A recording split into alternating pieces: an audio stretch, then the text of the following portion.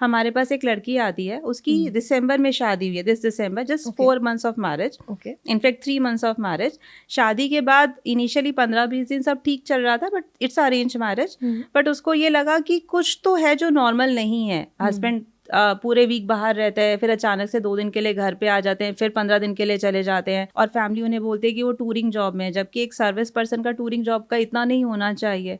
चल क्या रहा है, तो उसको डाउट ये था कि कुछ तो है जो मुझसे हाइड किया जा रहा है। अच्छा। और अरेंज मैरिज है तो फैमिली ने इनिशियली चेक नहीं किया कि क्या है। गर्ल खुद भी जॉब करती है, एंड शी सेड कि मेरी फैमिली का इतना प्रेशर था और हस्बैंड का कि फर्स्ट मंथ ऑफ मैरिज ही मैंने कंसीव कर लिया, सो शी इज प्रेग्नेंट। सो उसको पता करना है कि हो क्या रहा है, ये चेंज क्या है, क्या चेंज हुआ है।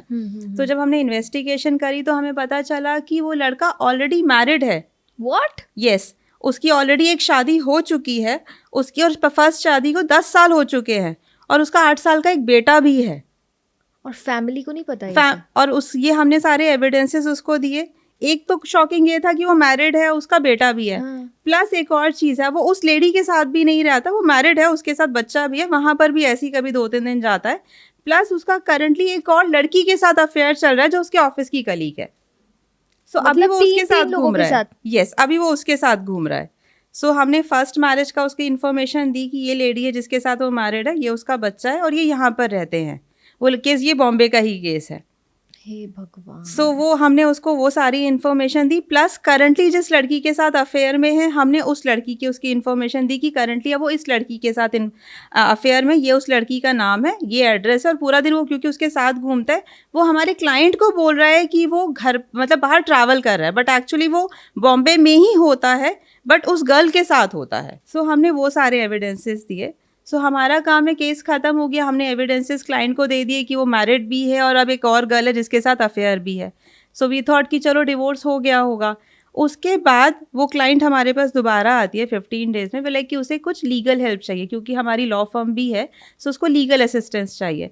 तो जब उसने बताया कि लीगल असिस्टेंस, हमने कहा कि अब तो आपने कर दिया तो अब आपको डिवोर्स के लिए फाइल करना होगा, this is what we assume.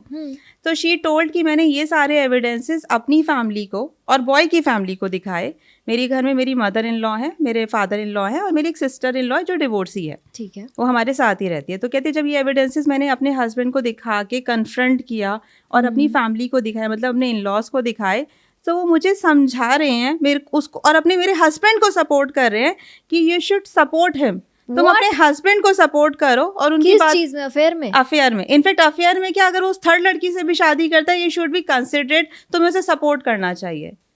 What the hell? ये हिंदू मैरिजेस में तो नहीं होता, so how is it possible? She said कि मेरे लिए भी यही अलग है, this is shocking for me कि ऐसा कैसे हो सकता, और अगर ऐसा करना था तो मेरी शादी कराई क्यों उन्होंने?